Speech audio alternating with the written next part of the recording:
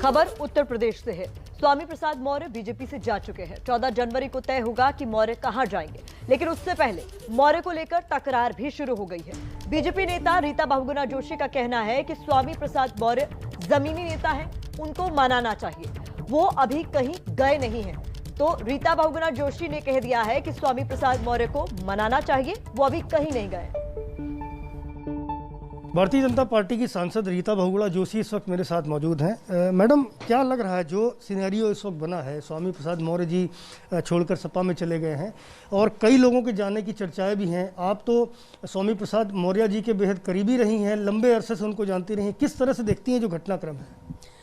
देखिए, मुझे बिल्कुल आभास नहीं था वो क्यों गए, पर जो कल मैंने वक्तव्य सुने, कुछ व्यक्तिगत पीड़ा की बात कर रहे थे, लेकिन साथ ही साथ प्रधानमंत्री जी को, मुख्यमंत्री जी को, सबको धन्यवाद भी दे रहे थे।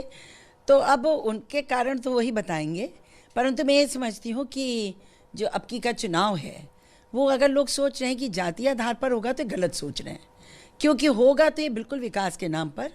और मोदी योगी जी ने जो किया है विकास और जिस तरह से जनता तक वो पहुँचे हैं, तो ये चुनाव तो बीजेपी के पक्ष में ही जाएगा।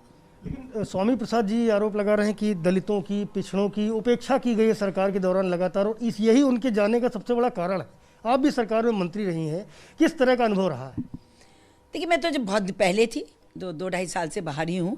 अब उनकी अपनी व्यक्तिगत क्या कठिनाइयाँ हुई, किस आधार पे वो बोल रहे हैं, पर जो आंकड़े हैं सामने वो तो सरकार के पक्ष में है, सरकार के विपक्ष में तो है नहीं।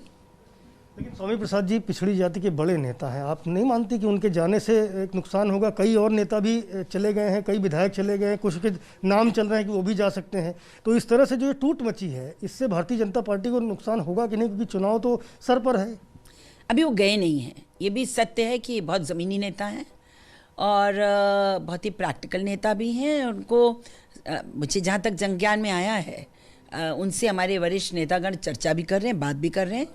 उनको रोकना चाहिए। मैं ये समझती हूँ कि उनको भी मैं एडवाइस करूँगी, उनकी ज़्यादा सार्थक भूमिका यहाँ आएगी, क्योंकि सरकार तो भाजपा की बनेगी, तो सार्थक भूमिका उनकी यहीं आएगी। तो उन्हें रोकने का ज़रूर प्रयास करना चाहिए, ज़मीनी नेता हैं इसलिए।